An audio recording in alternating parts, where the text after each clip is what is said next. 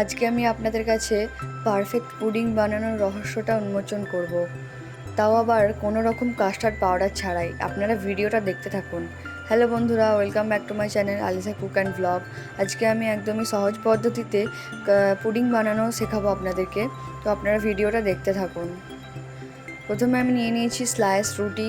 এই পুডিংটা বানাতে আমি কোনো ধরনেরই আটার ব্যবহার করব না, আমি ব্রেড দিয়েই এটাকে বানাবো। তো প্রথমে একটা বলেতে ব্রেডটাকে ভালো করে কুচি কুচি করে নিচ্ছি, যাতে ব্লেন্ড করার সময় সুবিধা হয় আমার ব্রেডটা।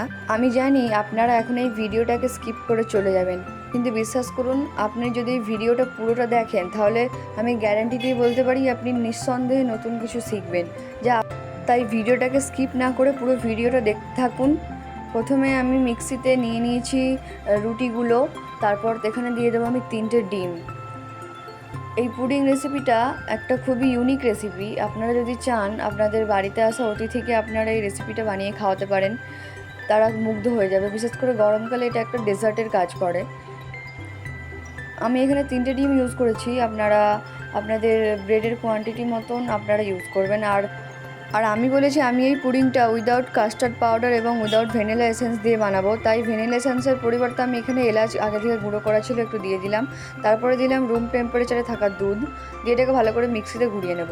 এরপর একটা কড়াইতে আমরা ক্যারামেলটা বানাবো, যার জন্য আমি নিয়ে নিচ্ছি 2 চামচ চিনি। চিনিটাকে আপনারা কড়াইতে দিয়ে হালকা করে গরম করতে থাকবেন, দেখবেন এটা ধীরে ধীরে গলতে শুরু করে দিয়েছে। আপনারা যদি একটু ঘনত্বটা কম চান তাহলে একটু জল দিয়ে আপনারা গুলে নিতে পারেন চিনিটাকে, তারপর কড়াইতে দিতে পারেন ক্যারামেলটা তৈরি করার জন্য।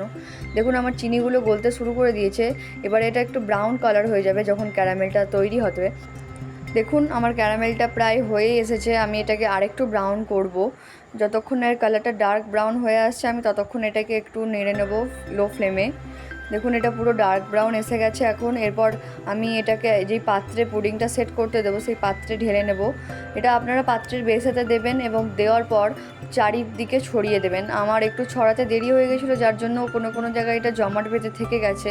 আপনারা কিন্তু আগে থেকে এগুলোকে ছড়িয়ে দেবেন। দেখুন আমি পাত্রটা নিয়ে নিয়েছি, এটা কিছুক্ষণ ফ্রিজে আমি সেট করতে দিয়ে দিয়েছি। আপনারা চাইলে এটাকে বাইরেও রাখতে পারেন। তারপর আমি যে পেস্টটা বানিয়েছিলাম মিক্সিতে, সেটাকে আমি ছাঁকনি দিয়ে ছেঁকে নেব, কারণ ওর মধ্যে হয়তো ব্রেডের অনেক পার্টস থেকে যেতে পারে। সেটাকে থাকলে পরে আমি আবার মিক্সিতে ঘুরিয়ে আরেকটু পাতলা করে নেব।